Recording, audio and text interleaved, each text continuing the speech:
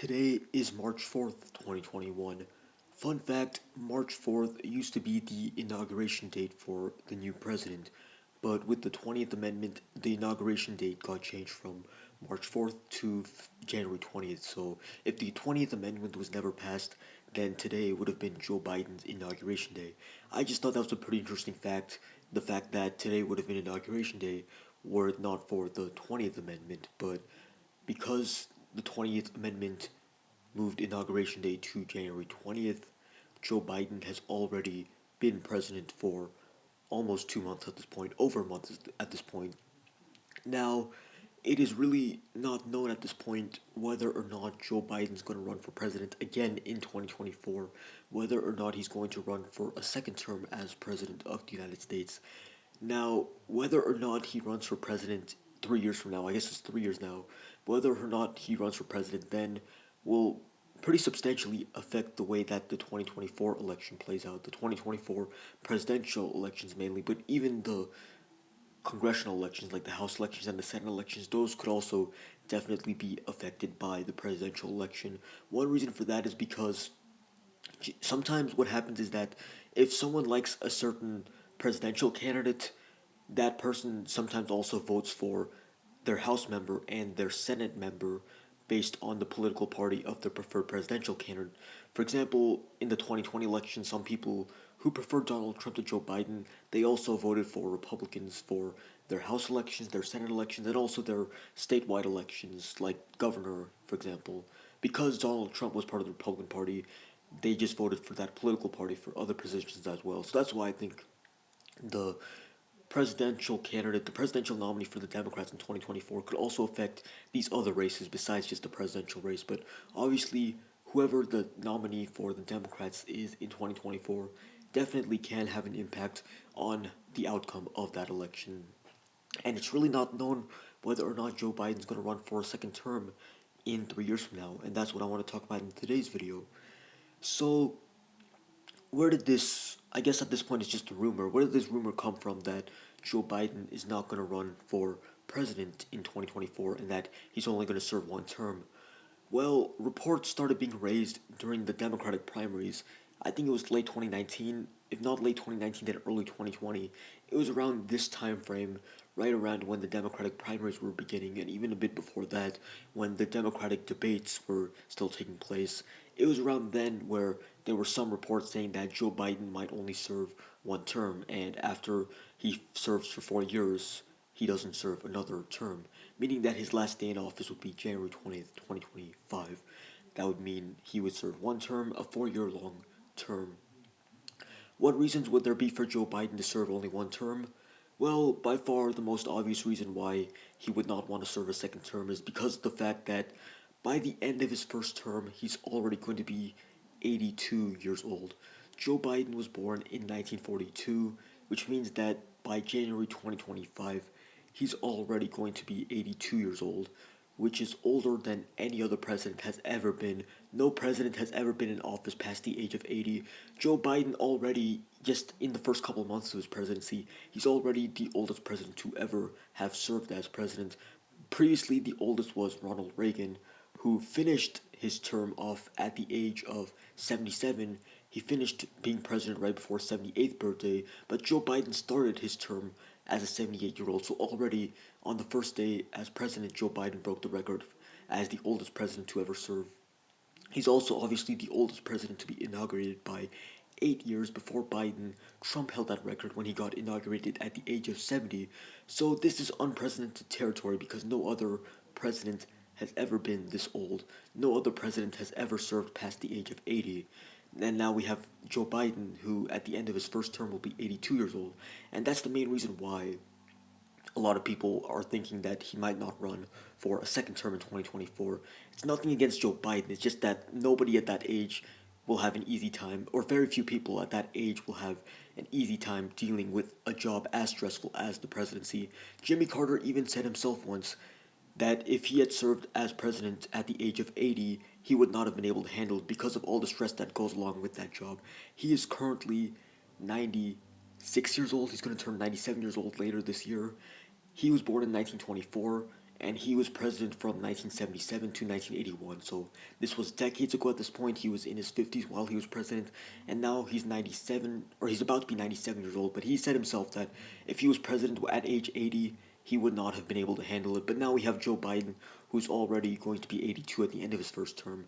And the fact that he's going to be that old just after his first term, that's one reason why many people think that he's not going to serve a second term. Now, another reason why he might not serve a second term that I've heard some people bring up is the fact that he really doesn't need to serve a second term. His whole purpose is to just serve one term. Basically, it comes down to the fact that the purpose of Joe Biden essentially is to serve as a transition figure from Donald Trump to newer, younger, more progressive Democrats, I guess. The idea is that Joe Biden will help us get away from Trump's presidency and help us transition towards a more left leaning policy, towards younger Democrats, towards younger, more progressive Democrats. And Joe Biden, the idea is that Joe Biden only needs one term in order to serve as that transitory figure. And after that, you can have younger, newer, fresher Democrats run for president and run for other offices like that.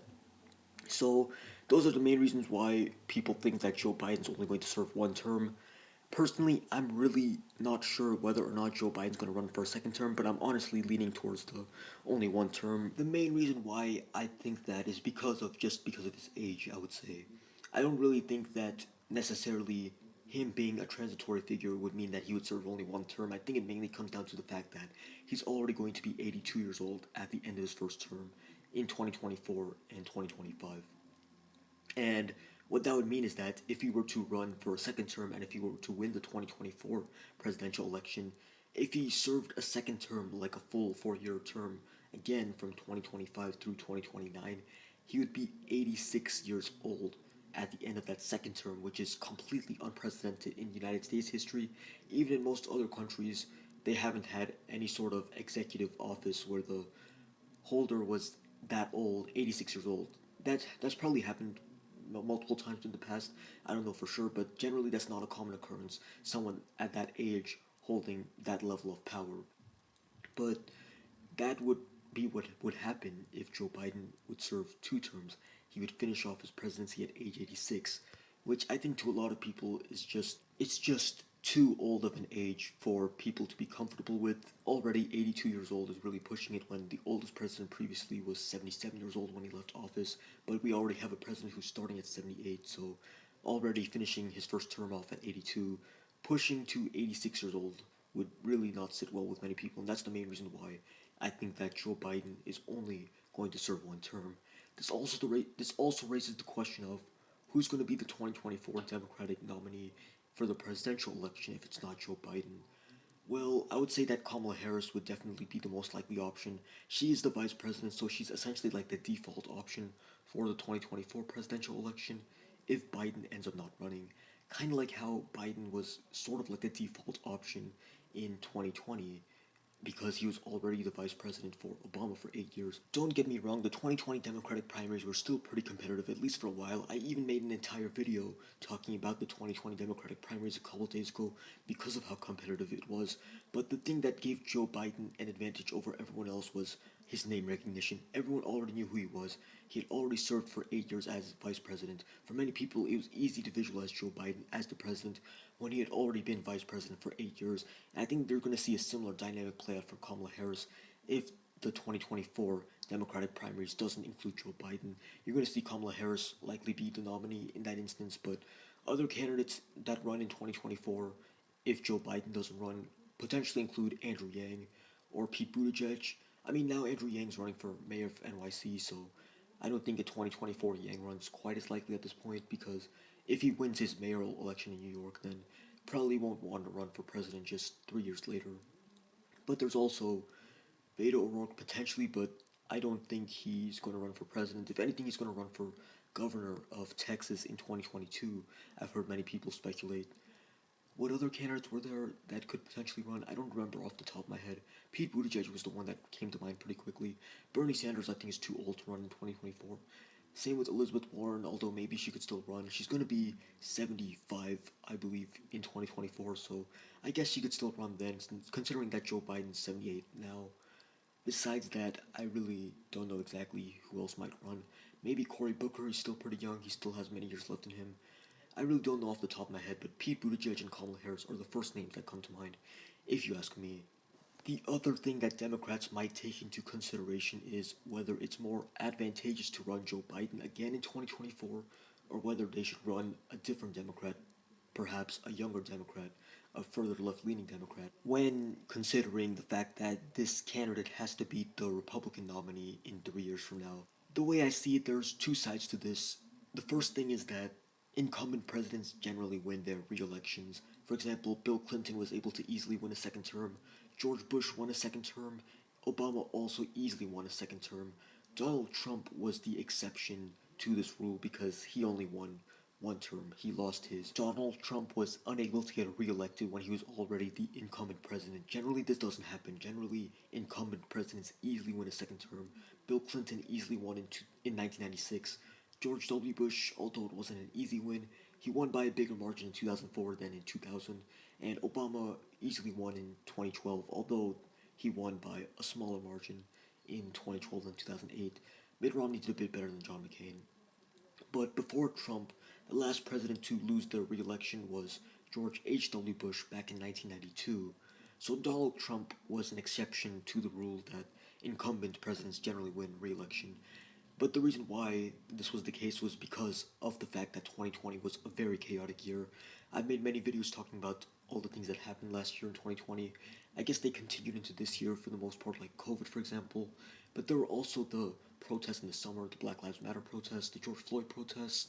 All sorts of different things made 2020 a different year from almost any other election year in recent history. So that could be a reason why Democrats might want to run Joe Biden again in the 2024 presidential election. Because generally, incumbent presidents have an easier time winning presidential elections than candidates that are not president at the time of the election. But there's also the fact that Joe Biden will be 82 years old during the 2024 election. I guess he'll only be 81, but he's going to turn 82 right after the 2024 election.